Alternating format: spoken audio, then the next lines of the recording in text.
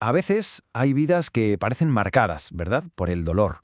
Pues bien, hoy vamos a sumergirnos en una de esas historias, la de Antonia de Florencia. Es la historia de una mujer del siglo XV a la que la vida golpeó y muy duro.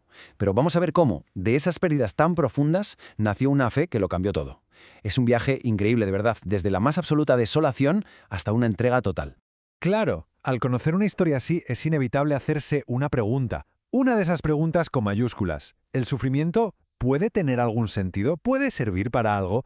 Esa es la clave que vamos a intentar desvelar hoy, viendo cómo todas esas pruebas que vivió la llevaron a una transformación, radical. Venga, pues vamos a ello. Para entender su viaje tenemos que irnos al principio de todo, a su juventud, en plena Florencia del Renacimiento, una etapa que, como veremos, estuvo lejos de ser idílica. De hecho, estuvo marcada por la tragedia. Fijaos en la cronología porque es que es de vértigo. Nace en 1401 y para 1416, con solo 15 años, ya está casada y tiene un hijo. Pero la alegría dura poco, muy poco. Enseguida se queda viuda. ¿Qué hace? Pues para mantener a su hijo vuelve a casarse. Y, os lo podéis creer, al poco tiempo viuda otra vez. Es una cantidad de dolor tremenda en poquísimo tiempo para una persona tan joven. Claro, esa segunda pérdida fue la gota que colmó el vaso. Fue un golpe devastador. Imaginaos, la dejó sumida en una crisis total, no solo espiritual, sino existencial. Fue ese momento, ese punto de no retorno, en el que sintió que el mundo, tal y como lo conocía, ya no era para ella, y que ella, pues tampoco era para ese mundo. Y es justo ahí, en mitad de esa oscuridad, de esa desolación, donde todo cambia. Empieza una nueva etapa en su vida.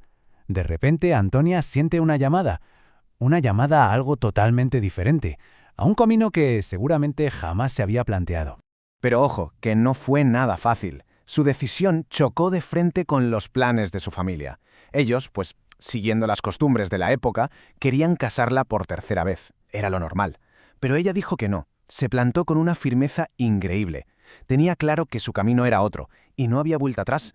Eso sí, antes de nada, Antonia demostró ser una madre responsable. No se lanzó sin más. Esperó a que su hijo fuera lo bastante mayor para valerse por sí mismo, y solo entonces, cuando su deber como madre estaba cumplido, dio el paso definitivo. Ingresó en las Hermanas Terciarias y se convirtió de hecho en una de las primeras. Ahí empezaba su nueva vida de verdad. ¿Y una vez dentro? ¿Se conformó? Pues no, Antonia no era de las que se quedan quietas. Notaba que le faltaba algo. Sentía una especie de anhelo. Una necesidad de ir más allá, de buscar una entrega más profunda, más austera, más auténtica. Quería volver a las raíces. Y claro, esa valía que tenía no pasó desapercibida. Enseguida la nombraron superiora y la enviaron a Foligno, y después a Aquila. Y atención, porque Aquila fue clave. Allí conoció a alguien que iba a cambiarlo todo para ella, San Juan de Capistrano. Él se convirtió en su director espiritual, y lo más importante, entendió perfectamente esa visión de reforma que ella tenía. Vale, un pequeño paréntesis para entender lo que viene ahora. ¿Qué era esto de la observancia? Pues para que nos hagamos una idea, era un movimiento de reforma dentro de los franciscanos. Lo que buscaban era, básicamente, volver a los orígenes, a una vida mucho más estricta, más pobre, más entregada a la caridad, como lo había pensado San Francisco desde el principio. Y con este contexto, Antonia pasó de la idea a la acción. ¿Cómo? Pues muy sencillo. Primero, le contó a San Juan ese anhelo que tenía de una regla más austera.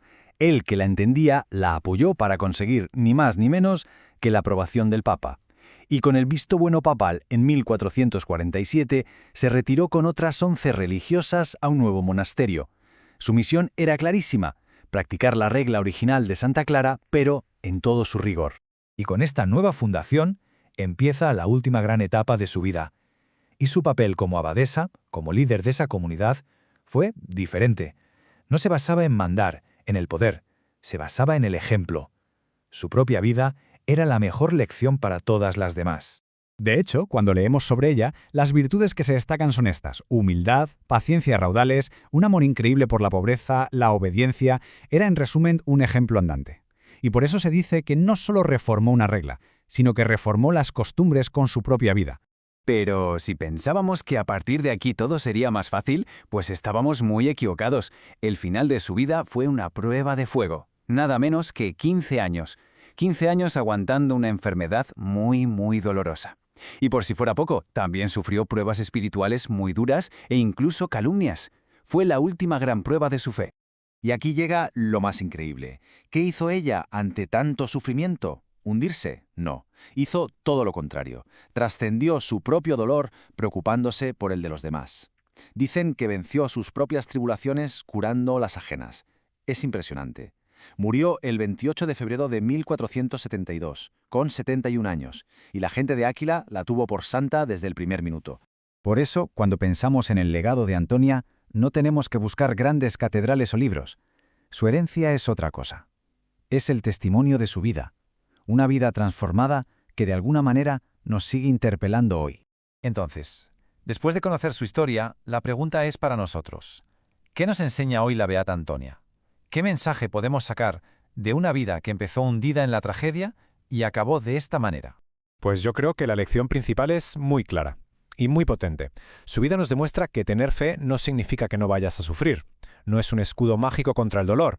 Lo que sí es, y su vida es el mejor ejemplo, es la fuerza para transformar ese dolor, para darle un propósito, un sentido y convertirlo en un motor para amar y servir a los demás. Así que, al final, todo nos lleva a la pregunta del principio. ¿Puede el sufrimiento tener un propósito? Bueno, la vida de Antonia nos dice que sí. En su caso, lo tuvo. Ese dolor inmenso la transformó. Pasó de ser una mujer rota por la pérdida a una líder espiritual que encontró el sentido de su vida aliviando el dolor de otros. Y esa es quizás la reflexión final. Que a veces, la verdadera fuerza no está en no romperse, sino en saber usar las propias grietas para tender puentes hacia los demás.